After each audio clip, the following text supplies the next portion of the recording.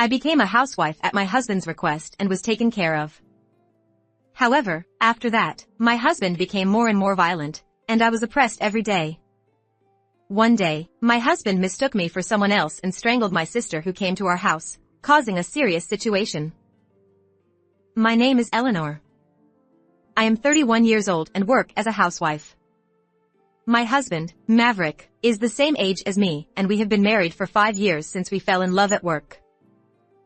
I worked even after getting married, but my husband was worried about my burden of doing both housework and work, so he recommended me to retire 2 years ago.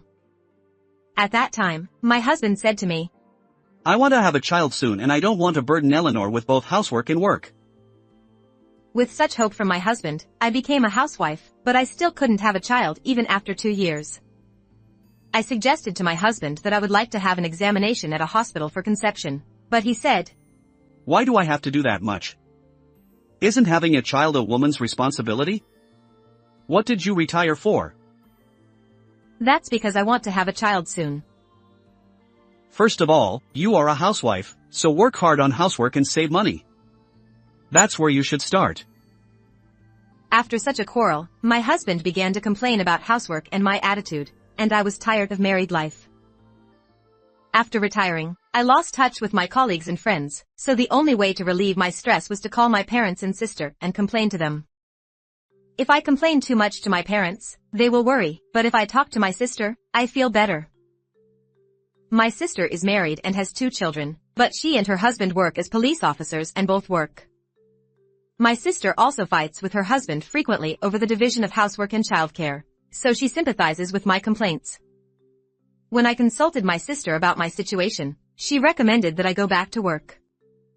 When I contacted my previous workplace, they said they wanted me to come as a part-time worker, but when I consulted my husband, he opposed it. Huh? What kind of work is it when you can't even do the housework properly? You can't do anything. As expected, I gave up on getting a job because of my husband's reaction. However, a few days later, my husband said to me, "I was asked by my workplace to quickly sign a part-time contract.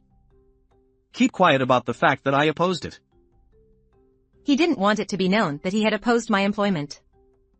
Thus, I was able to start working again, albeit on a reduced schedule. Despite being busy, doing a rewarding job made me feel brighter, and thanks to moving my body, I regained my appetite and was able to sleep soundly at night. One day, I was called into the HR department. I was told to take a break for a while, or to further reduce my hours and focus on my housework. I was upset by this incomprehensible talk. Apparently, my husband had complained that I was seducing male employees and using work as an excuse not to do housework, causing our home to be on the verge of collapse. For some reason, there were also a few secretly taken photos, and they seemed to be talking about scenes of mere conversation as if they were scenes of infidelity. There were even photos of our kitchen at home, showing laundry left dirty and dishes scattered around dirty. However, that was the scene in the kitchen when I was mentally exhausted. I insisted that this was a false accusation with no basis, but the person in charge of HR believed my husband, who was a full-time employee, more than me, a part-timer. Thus, I was forced to resign again. I asked my husband why he was obstructing me to this extent. To my indignation at being unjustly suspected, my husband said, "Actually, there was a guy who was trying to have an affair with you. If that happened, you would definitely be sued by his wife. I was protecting you." When I asked who it was, he said he couldn't reveal it due to the company's interpersonal relationships. I was disappointed to be forced into a dishonorable resignation, but I was happy that my husband wanted to protect me. Since I started working, our relationship as a couple had cooled down, and I thought it was good that I could know my husband's love again by returning home. However, my husband's kind attitude did not last.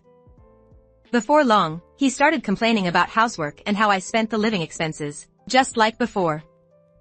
I consulted with my husband about wanting to work again, but he strongly opposed it. "That's enough! Your working is a nuisance to those around you. Or do you want to go manhunting?" My husband shouted and kicked the chair and table. I hurriedly made an excuse. That's not true. I just wanted to go out into society. "Don't talk back. I absolutely won't allow you to work. Come here. I'll do this. My husband pulled my arm and tried to push me into the closet. I resisted desperately and pleaded with my husband. I understand. I'll quit working, so don't be violent. Poof. It's good if you understand. With that, my husband released me. Since then, my husband has tasted the thrill of intimidating me into obedience, and whenever something even slightly displeases him, he starts shouting and throwing things around. One day, I received a call from my sister asking if my job was going well. When I told her that I had resigned, she was surprised. When I explained the circumstances of my resignation, my sister was outraged. What's that? It's more than a false accusation. Forcing someone to resign by framing them is usually a matter for a lawsuit. My sister is a police officer, and I thought she would want to make things clear, so I said it was to avoid involving me in an office affair. He was worried about me. Huh? No, that's strange. Weren't you made to believe that it happened when it didn't? I don't know the truth because it's an internal issue. Hey, wasn't the reason you became a full-time housewife to prepare for pregnancy? How's that going? My sister's words made me realize. Indeed, that was the original purpose, but the current situation is far from being ready for pregnancy. Rather, I'm just shut in at home to please my husband. I listen to my husband's complaints, apologize, get yelled at, have furniture kicked, and apologize again. Can such a couple have a child? Can I get pregnant, give birth, and raise a child in this situation? I must be crazy not to have noticed until my sister pointed it out. Perhaps worried about my silence, my sister said, I'll go this weekend. A few days later, the day my sister was to visit arrived, but I had not yet told my husband about it. I was sure he would not be pleased, and he would probably pressure me to refuse my sister's visit. I didn't want my husband to take away the opportunity to talk to my sister at length, so I decided to keep my sister's visit a secret from my husband. That day, my husband seemed to have made plans to go fishing with his colleagues from work and left early in the morning, so I was relieved. My sister was due to arrive around noon, and with my husband gone, I thought we could talk at leisure. However, the weather forecast on TV was predicting heavy rain for the day, so I was worried about the weather. The sky, which had been cloudy in the morning, began to drizzle before noon, and soon it was pouring down. The intercom at my house rang, and when I went to greet the visitor, my sister was there, soaked from the rain. She had carelessly left without an umbrella. I couldn't leave my sister in her wet clothes, so I lent her some of my clothes to change into, and while she was relaxing in the living room, I put her clothes in the dryer to dry. Our dryer is located in the washroom near the bathroom, and it makes a lot of noise, so I can't hear the sounds in the other rooms while it's drying. That's why I didn't notice the sound of the front door opening. When I closed the door to the washroom, I heard a familiar voice in the living room and was surprised. It was my husband's shouting voice. Don't just sit there leisurely for a wife. Stand up now. I instinctively flinched at the sound, but my husband was not here. The shouting was coming from the living room on the other side. I hurried to the living room. My sister should be there. A shocking scene was unfolding in the living room. The figure from behind was my husband, who was strangling my sister from behind. Hey, stand up and work. What are you doing just sitting there without even greeting your husband? My sister remained silent, letting my husband do as he pleased. It seems that my husband mistook my sister, who had changed into my clothes, for me from behind. Her hair was wet from the rain, and she was wearing loose-fitting roomwear that made it difficult to discern her figure, so my husband, in a fit of anger, must have made a mistake. However, there was a decisive difference between my sister and me. My sister, being a police officer, was of course good at martial arts and was much taller than me. She was probably taller than my husband. I muttered involuntarily. "You," at the sound of my voice from behind, my husband turned around. Huh? Why are you there? My husband, surprised to see me, said that. Why? I was using the dryer. What are you doing to my sister? Then, my sister, while grabbing my husband's upper arm from behind and getting up, said in a low voice. It seems that the master of this house has a habit of strangling his wife. My husband tried to shake off her arm, but he seemed unable to move against my sister's vice-like grip. My husband said in a hurry. It's a misunderstanding. Do you know what happens to a person when they are strangled? They are deprived of breath, the circulation of blood to the head is cut off, and they die quickly. That's what you're doing to your wife, to my sister. My sister's voice was a bit hoarse, probably because she had been strangled, but it was a low, husky voice. My husband began to make excuses in a hurry. No, this is like a game, we always do it as a joke. A game?